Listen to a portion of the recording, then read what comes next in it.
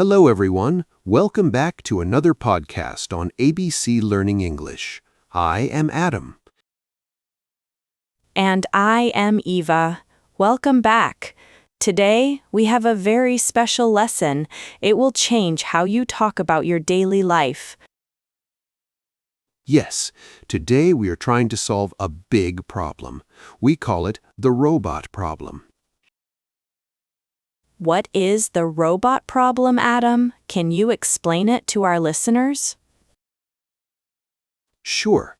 When we learn English, we usually read textbooks. We learn rules.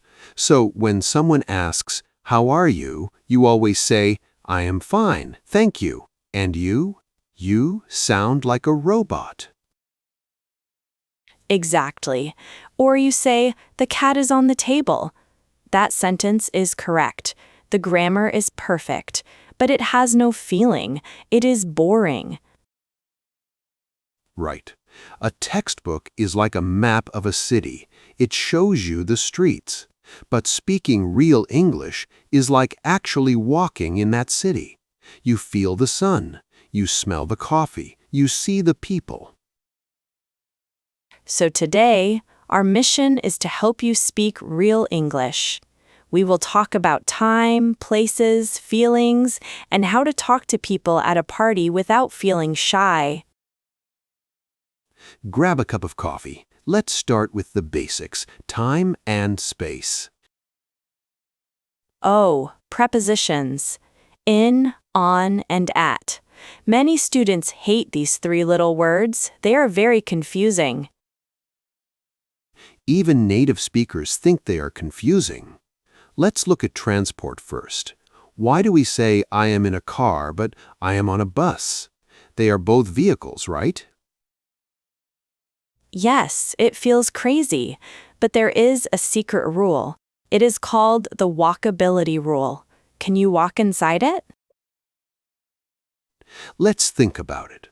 If you are driving a nice car, maybe a Mazda CX-30, around the hills in Shalalut, you open the door, you get inside, and you sit down immediately. You have a seatbelt. You cannot stand up. You cannot walk around. Exactly. Because you cannot walk inside the car, you are in the car. You are in a box. The same is true for a helicopter or a small boat. You are in them. But think about a big bus, a train, or an airplane. When you get inside, you can stand up. You can walk to your seat. You are walking on a floor. So, because you can walk on the floor, you are on the bus. You are on the train. You are on the plane. Wow, that makes so much sense. If I can walk, I am on it. If I only sit, I am in it. Perfect. Now let's talk about places. For example, at work and in the office. What is the difference? Think of the word at like a pin on a map. Like Google Maps, it just tells people where you are. Right? If I call you and ask, "Adam, where are you?" and you say, "I am at work," you are just giving me your location. You could be outside drinking coffee near your company. But the word in means you are inside a room. You have four walls around you. Yes. If you say, "I am in the office," I know you are sitting inside the building, maybe looking at your computer screen. Let's test this. Let's say I am at a party. The party is at my friend's house. I am standing outside in the garden. Where am I? You are at the house. Because you are at the location. Correct. But suddenly, it starts to rain heavily. I run inside the living room to stay dry. Where am I now? Now, you are in the house. You are inside the walls. This is very important for emergencies too. If you call the police and say, "There is a bad man at my house," the police think the man is outside in the garden.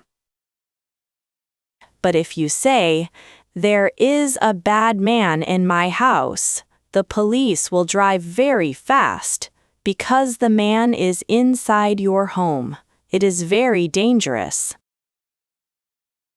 That is a great example. So, in means inside something. At means a general place on a map. On means on a surface or a floor. Now, how do we use in, on, and at for time? Time does not have walls or floors. We use the same ideas. Let's start with on. We use on for days. On Monday, on July 15th, on my birthday. Think of a calendar on your wall. A calendar is flat. You can put your finger on a specific day. So we use on. What about in? We use in for long times, months, years, seasons. In July, in 2026, in the summer. Think of these long times like a big box. July is a big box. It holds 31 days. You are living inside that box, so you are in July. And finally, at. We use at for a specific time on the clock, at 7,030. At noon, it is an exact point in time. But Adam, there is a big exception. Students always ask me about this. We say in the morning, in the afternoon, and in the evening. These are big boxes of time. That is right. But we say at night? Why? Night is long. Night is a big box of time too. Why don't we say in the night? That is a fun history lesson.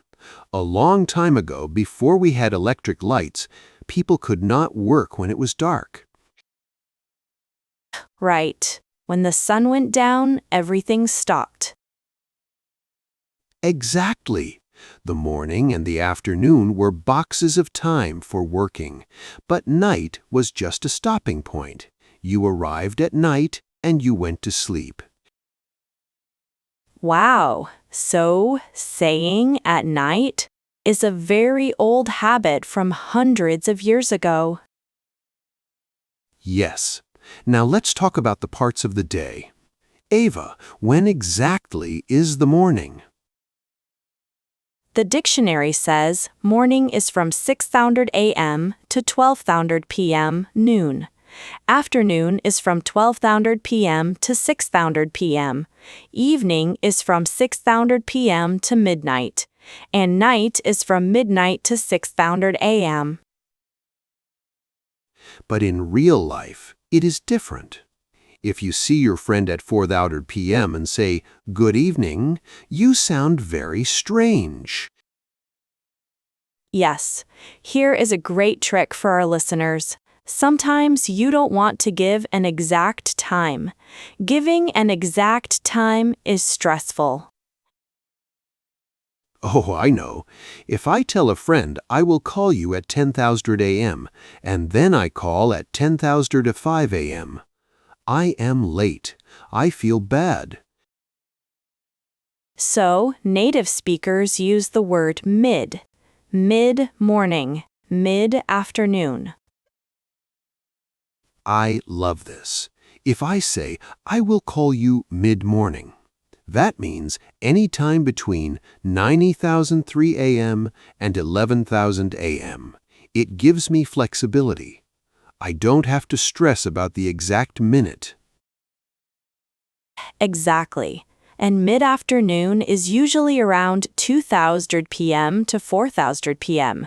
That is when everyone feels tired at work. Before we move on, I have a cool history fact about time, AM and PM. Do you know what they mean? They come from Latin, right? AM means before midday. PM means after midday. Yes, but the Latin word for midday is meridium. It has the same root as the Mediterranean Sea. For the Romans, that sea was the middle of the earth, and meridium is the middle of the day. That is beautiful. Okay, Adam, let's look at daily routines. How do we talk about our normal day? Let's start with the morning. There is a big difference between two verbs, waking up and getting up.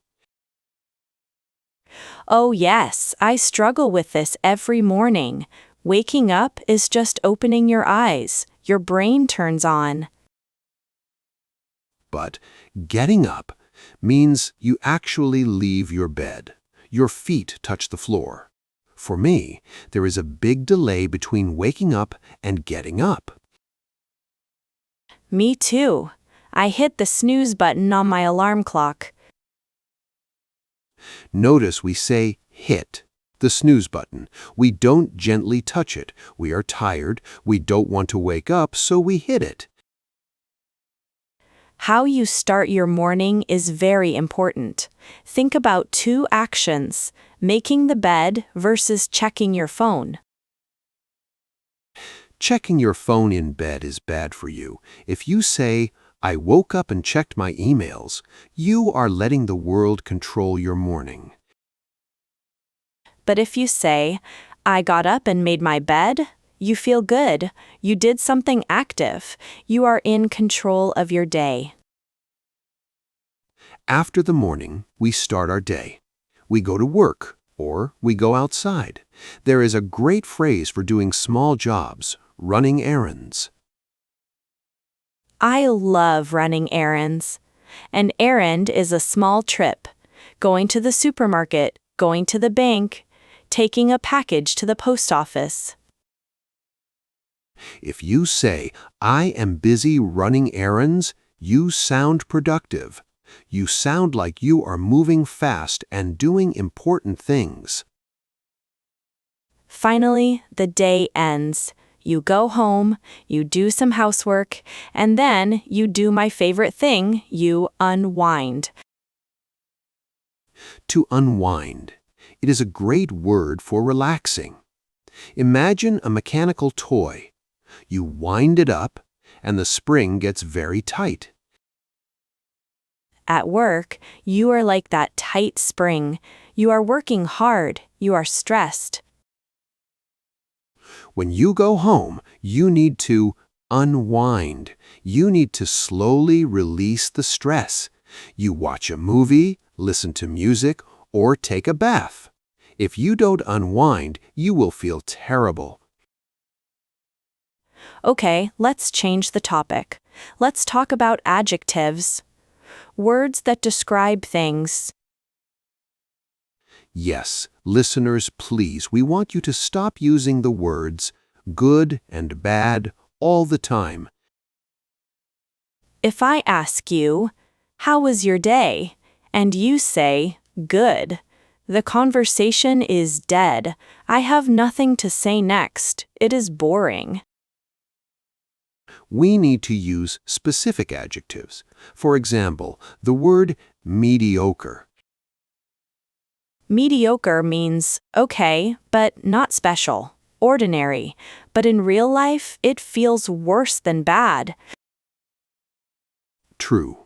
If you cook dinner for me for 3 hours and I say, it was bad, you will be angry, but at least you feel something. But if you say, Eva, your dinner was mediocre, it means it was boring. It was not worth remembering. So we use mediocre when a movie or a product is not worth your time. The movie was mediocre. Don't watch it. What about the word tedious? How is it different from boring? Boring is general. Staring at a wall is boring. But tedious means something takes a long time and you have to repeat it many times. Yes. If you work in video production, sitting at a computer and fixing audio levels for 5 hours is tedious. It makes you feel very tired and slow. Here is another great word for work, challenging. Ah, the polite word for hard. If you say, "My day was very hard," you sound a little weak, like you are complaining. But if you say, my project was challenging, you sound professional. It means the work was difficult, but you are smart and strong enough to do it.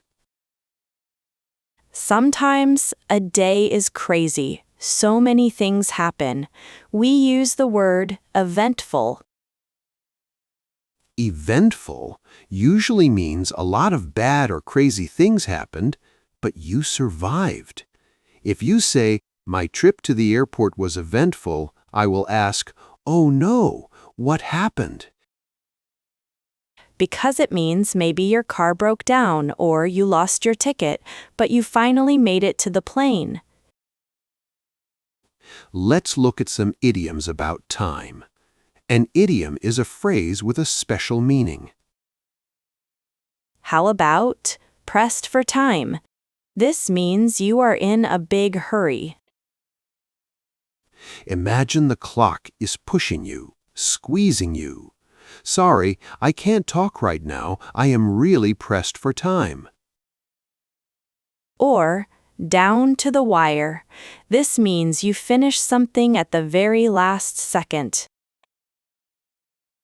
If my video project is due at midnight and I finish it at 11:59 p.m., I finished it down to the wire.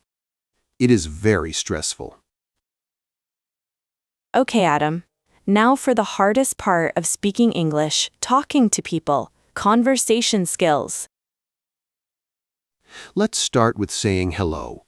Everyone knows, how are you? But do you know it is a trap? A trap? Yes. In America or the UK, how are you? Is not a real question about your health. Right. If someone asks, how are you? At a coffee shop, please don't say, well, my back hurts and I am worried about money. They will look at you like you are crazy. How are you is just a polite sound. They just want you to say good, you, and keep walking. But saying, good, you, is very robotic. We want to be friendly. How can we make it better? Just add 3 words. Thanks for asking. I'm doing well. Thanks for asking. It takes 1 extra second, but it makes the other person feel happy. It shows you are a polite and kind person. Now, how do we start a real conversation with a stranger without feeling strange?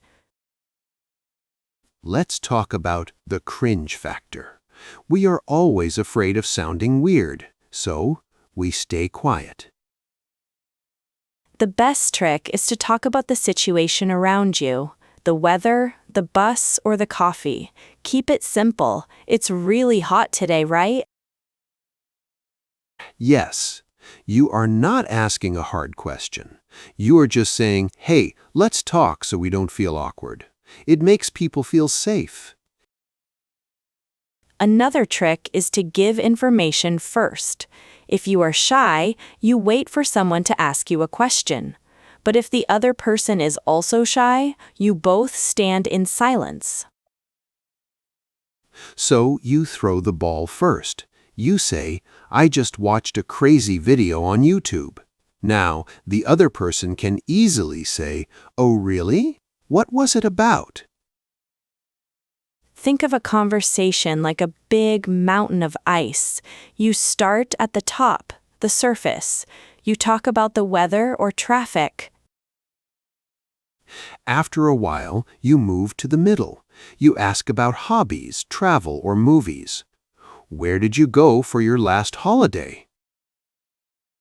Only later, maybe after many conversations, do you go deep. You ask about fears or dreams. Never ask deep questions at the beginning. In the office, a great question to ask a coworker is, "What was your very first job?" I love that question. Everyone has a funny story about a terrible first job. It makes people smile and relax. But Eva, many students feel very nervous when they speak English. They worry about making mistakes. Yes, social anxiety. When you walk into a room, you think, everyone is looking at me. Is my English bad? Do I sound stupid? You are focusing entirely on yourself. Here is a magic trick to stop being nervous. Be interested, not interesting. Exactly. Stop thinking about yourself. Put 100% of your energy into the other person. Listen to them carefully. Try to understand their story. When you are curious about the other person, your fear disappears. You are just being a good listener. Now, let's learn how to tell a story about a bad day, because everybody has bad days. We need to use connectors, words that glue sentences together. If you just say, "I was late, traffic was bad, my boss was angry," you sound like a robot listing facts. To tell a good story, you need words like however, consequently, and eventually. Let's build a story. This morning, I completely forgot to set my alarm. Consequently, as a result, I overslept by an hour. I rushed to my car. But there was terrible traffic. Meanwhile, at the same time, my boss was calling my phone to ask where I was. Finally, I got to the office, but my computer started acting up. Oh, acting up. That means a machine is not working right. It is behaving like a bad child. See? Using these connector words makes the story flow beautifully. It sounds like a movie. You sound smart and fluent. Speaking of work, there is one grammar point we use a lot in daily life: the boss grammar. Boss grammar. This is when you pay someone else to do a job for you. If you say, I cut my hair, it means you stood in your bathroom with scissors and cut your own hair. But usually, we pay a hairdresser. So we say, "I got my hair cut," or "I had my hair cut." If your computer breaks at work, you call the IT person. You don't say, I fixed the computer. You say, I got the computer fixed. It means you were the manager. You made it happen, but someone else did the work. Okay, let's wrap up with telephone English. When you ask someone to do something on the phone, don't be too direct. Don't say, "Send me the report." It sounds angry. Use the magic phrase, I was wondering if you could, for example, I was wondering if you could send me the report. It is very soft and polite. And if the phone signal is bad, you say, "You are breaking up," or "You are cutting out." If the phone call suddenly stops completely, we say, the call dropped, like a glass falling and breaking. Wow, Eva, we covered so much today. Prepositions, morning routines, conversation tricks, and storytelling. Now it is time to formally end the day.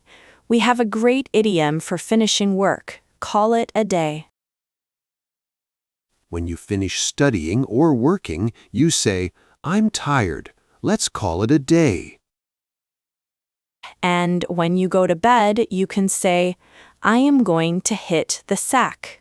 It is a funny, informal way to say you are going to sleep. But before we leave, one final warning. The phrase, good night. Yes, please listen carefully. Good night is only for saying goodbye. Never use it to say hello. If you go to a friend's house for dinner at 8:30 p.m. and you open the door and say, good night, your friend will think you are leaving. When you arrive, say good evening. When you leave or go to sleep, say good night. The words we choose every day build our reality. If you say your job is boring, you will feel bored. If you say it is challenging, you will feel strong and smart. So, here is your homework for today. Pick one new phrase from our podcast. Maybe try saying your computer is acting up, or try talking to a stranger about the weather. See how it changes your day. Thank you so much for listening to ABC, Learning English. Keep practicing, and we will see you in the next lesson. Let's call it a day. Goodbye, everyone. Good night. Great work today. Keep going. Every lesson helps you improve your English. I'm excited to see you in the next video. Don't forget to like, share, and subscribe for more fun lessons. Keep learning and see you again soon.